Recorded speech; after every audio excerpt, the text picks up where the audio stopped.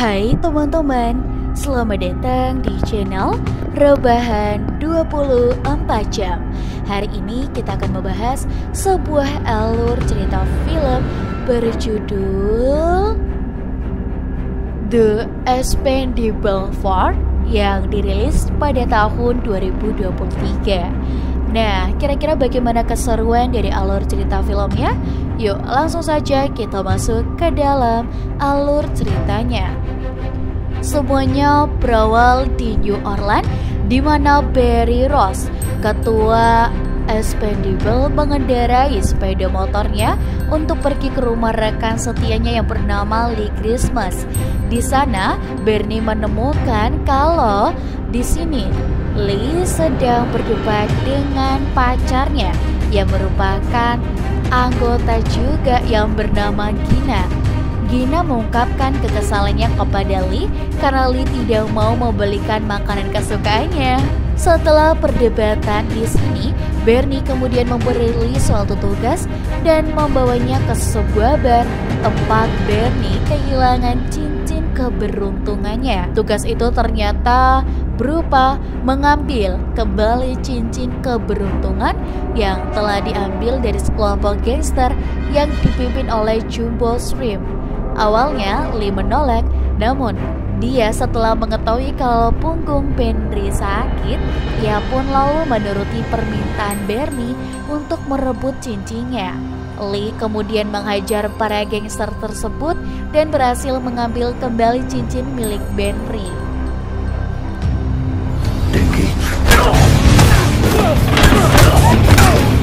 Scene lalu berpindah ke Libya, tepatnya di sebuah pabrik kimia yang dulunya milik Gaddafi, di mana sebuah tim tentara sedang melindungi Jenderal Fazen dan keluarganya yang memiliki senjata mematikan di dunia. Awalnya, suasana di pabrik itu tenang-tenang saja, namun tak lama kemudian beberapa tentara tiba-tiba terbunuh dan disusul dengan ledakan dari helikopter tempur. Penyerangan itu ternyata dari sekelompok tentara bayaran yang dipimpin oleh Suharto Rahmat.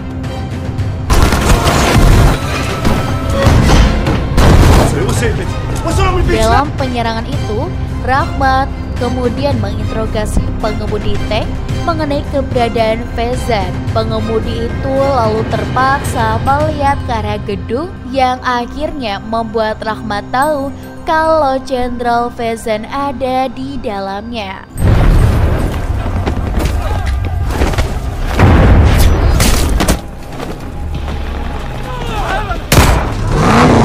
Kita kemudian kembali lagi ke Bernie dan Lee, di mana keduanya berkumpul dengan para anggota Expendables lain yang terdiri dari Gunner, Talrot, dan dua anggota baru yaitu Essie dan Galan yang merupakan putra dari Galgo. Supposed to mean something?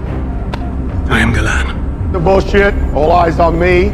Mereka kemudian dihampiri atasan mereka bernama Mars yang memberitahu tentang penyerangan di Libya yang dipimpin oleh Suharto Rahmat. Misi mereka adalah menghentikan Rahmat yang ingin mencuri kode hulu nuklir dari Jenderal Fazen yang berpotensi menyebabkan Perang Dunia Ketiga terjadi. Selain itu, Rahmat juga bekerja dengan seorang teroris yang dikenal sebagai Ocelot. Teroris inilah yang ternyata selama ini Bernie buru.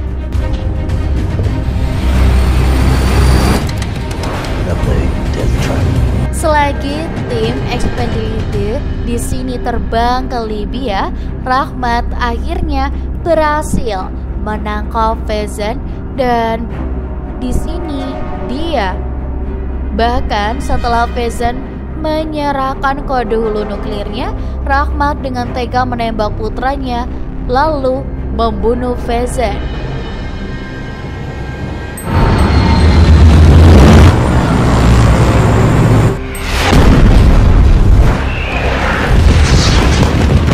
Singkat cerita, Tim Expendable akhirnya tiba di pabrik kimia. Semua tim lalu mulai keluar dari pesawat, kecuali Bernie yang harus terbang di area tersebut untuk memantau keberadaan Rahmat. Position.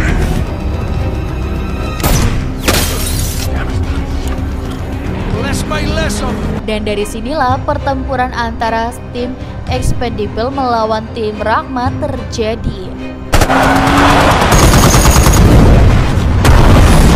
Now that's what I'm talking about.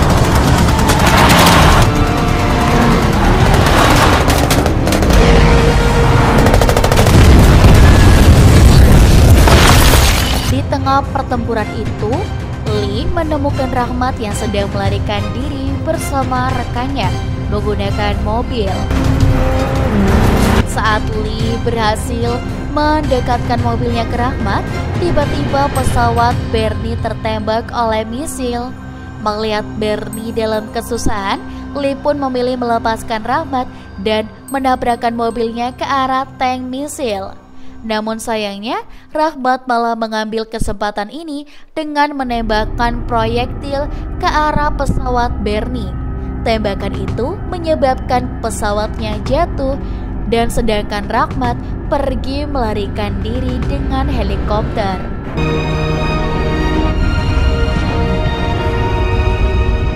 Lee kemudian mendekati jatuhnya pesawat dan melihat mayat Bernie yang hangus terbakar serta cincin kesayangannya yang masih terpasang. Tim Expendable kemudian kembali ke markas dan berduka atas kematian Bernie. Mereka juga menancapkan lengan Bernie serta cincinnya di bar untuk mengenang jasanya. Saat Lee bersiap memimpin tim untuk mencari Rahmat dan membalaskan dendam Bernie, Mars tiba-tiba datang dan menyampaikan hal yang mengejutkan kepada Lee, yaitu menyatakan bahwa Lee dikeluarkan dari tim karena Bernie sudah tiada. Tidak cuma itu, Mars juga malah menempatkan Gina sebagai pemimpin tim untuk melanjutkan misinya. Thanks for the support. Lee yang sudah tidak memiliki pekerjaan lagi, kemudian mencari loker di koran dan menemukan lowongan pekerjaan menjadi pengawal seorang influencer bernama Sat. Di keesokan harinya, Lee mulai bekerja di sebuah pesta yang diadakan oleh influencer tersebut. Namun bukannya menjadi seorang pengawal, Lee malah disuruh menjadi pelayan oleh Sat. Hal ini pun membuat Lee kesal dan sengaja mengajar Sat saat dia masih live TikTok. Alhasil, Lee pun dikeluarkan dari pekerjaannya.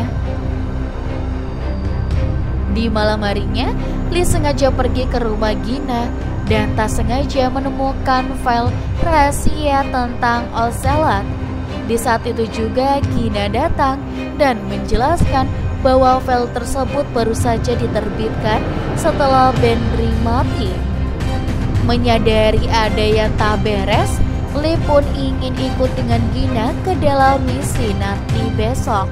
Namun Gina menolak, yang akhirnya membuat Lee di sini sakne dan melepaskan kesaknean tersebut bersama Gina.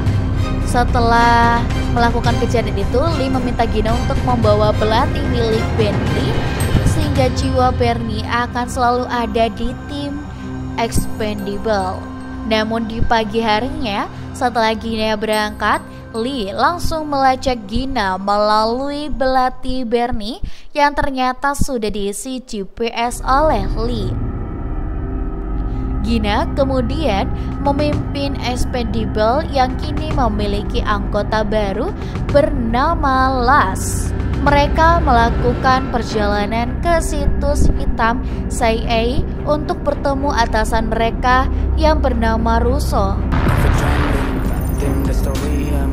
Sementara itu, Lee tiba di sebuah pantai di Thailand untuk mencari seorang pria bernama Desa yang merupakan mantan teman Bernie. Ketika Lee pergi ke dermaga, ia tak sengaja melihat perahu berlogo Expendable yang artinya perahu itu milik Desa.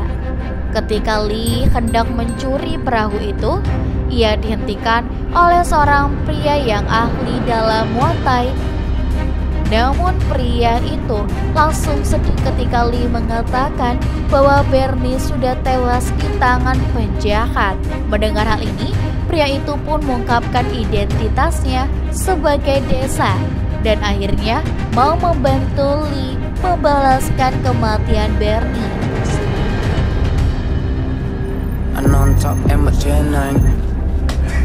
Gina dan timnya kemudian tiba di situs hitam. Mereka lalu diarahkan oleh Russo dan Mars yang memberitahu bahwa mereka akan menyusup ke kapal kargo tempat Rahmat berada, di mana Rahmat ini sudah mengangkut hulu ledak nuklirnya untuk diarahkan ke perairan Rusia. Mars juga percaya bahwa di kapal kargo itulah mereka akan menemukan Ocelot. Selain itu, Rahmat juga akan melakukan perdagangan guna mendapatkan kembali temannya yang kini menjadi tahanan CIA. Let's go. Tanpa pikir panjang, The Expendable langsung menuju ke kapal tersebut dengan terjun payung dari pesawat.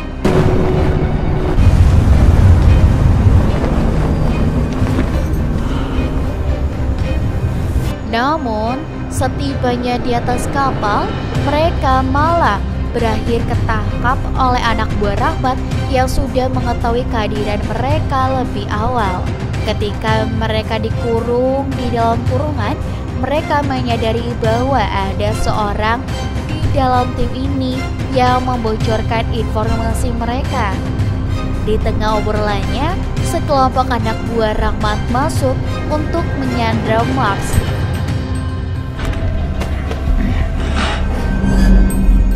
Rahmat kemudian menggunakan Mars sebagai alat guna memaksa Russo membebaskan baik temannya. Jika Russo menolak, maka Mars dan timnya akan mati di kapal ini. Bye. Go time. Sementara itu, Desa dan Lee akhirnya berhasil menemukan kapal kargo yang ditumpangi oleh Rahmat. Lee lalu mulai menembakkan jangkar ke kapal tersebut. Namun di sini Desa menolak untuk ikut karena ia sudah bertobat menjadi seorang pembunuh.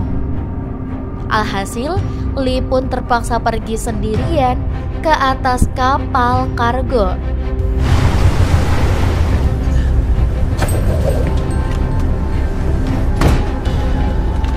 Di sana, Lee mulai membunuh satu persatu anak buah Rahmat.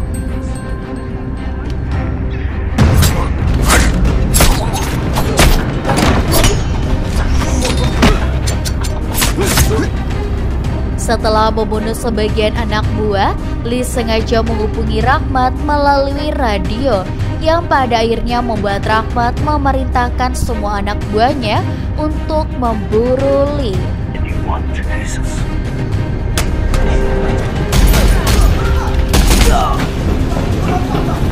Di dalam pertempurannya melawan penjahat, Lee tak sengaja melihat bom nuklir yang nantinya akan diledakkan di perairan Rusia. Lee kemudian beralih ke sebuah ruangan di mana ia terkepung oleh kedua kelompok penjahat. Tetapi untungnya Lee melihat 6 sepeda motor dan langsung menggunakannya untuk melarikan diri ke atas dek.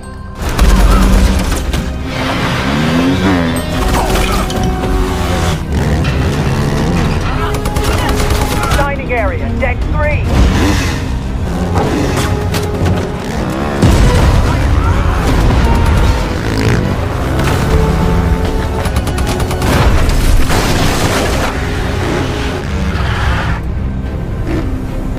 Setibanya di atas, Lee menunjukkan aksinya dalam keplak-keplak kopling dan berhasil membunuh salah satu penjahat.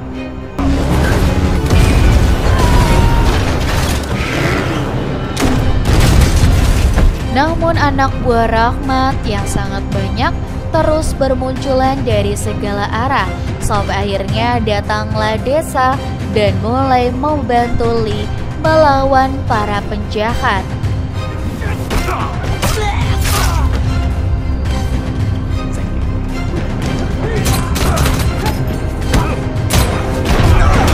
Sementara itu, Gina dan tim Expendable berhasil keluar melalui path yang sudah mereka bongkar dengan Uyo. Namun saat mereka hendak mengambil kembali persenjatanya, mereka dihadang oleh 3 penjahat.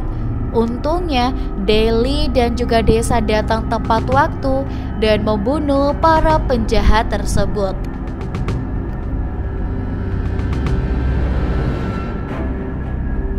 Mereka semua kemudian menuju ke arah Rahmat berada, dan disinilah pertempuran besar terjadi.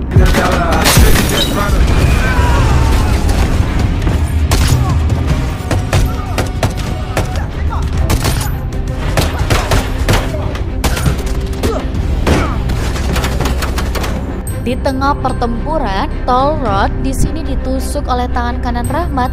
Hal ini pun membuat Desa dan Las bekerja sama untuk menendang tangan kanan Rahmat tersebut hingga jatuh dan mati. Sementara itu, Lee berhasil menemukan Rahmat dan pertarungan antara keduanya pun terjadi.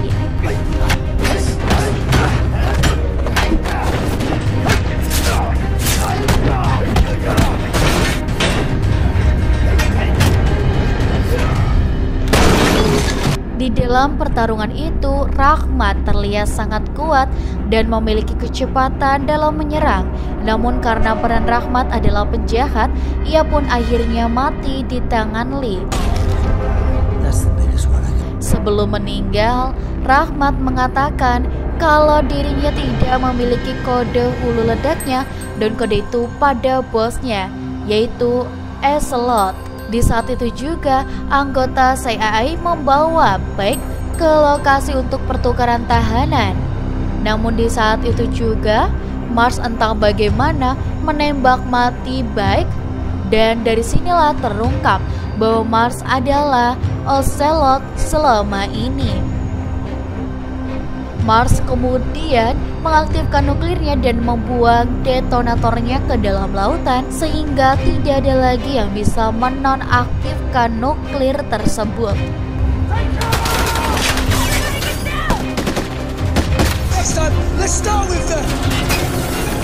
Menyadari hal ini, Lee pun membawa semua timnya ke perahu Desa.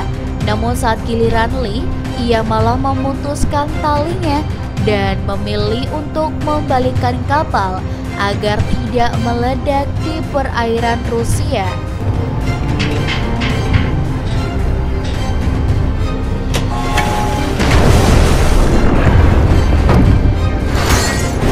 Lee kemudian pergi ke ruang kendali untuk memutarbalikkan arah kapal.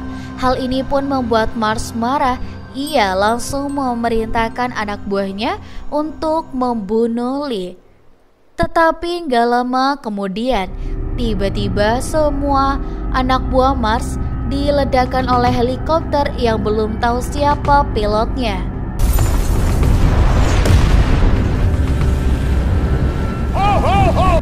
Mars yang kini sendirian lalu menantang Lee untuk berduel. Namun sebelum keduanya berduel, Mars lebih dulu ditembak oleh helikopter yang ternyata dikendarai oleh Bernie yang masih hidup.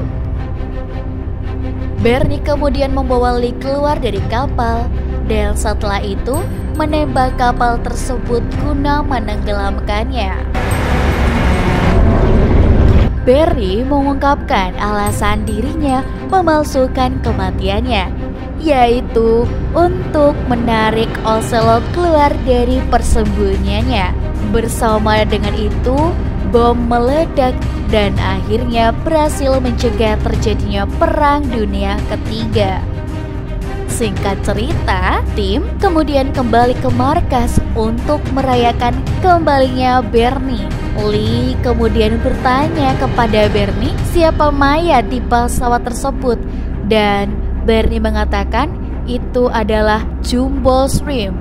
Dan film pun berakhir.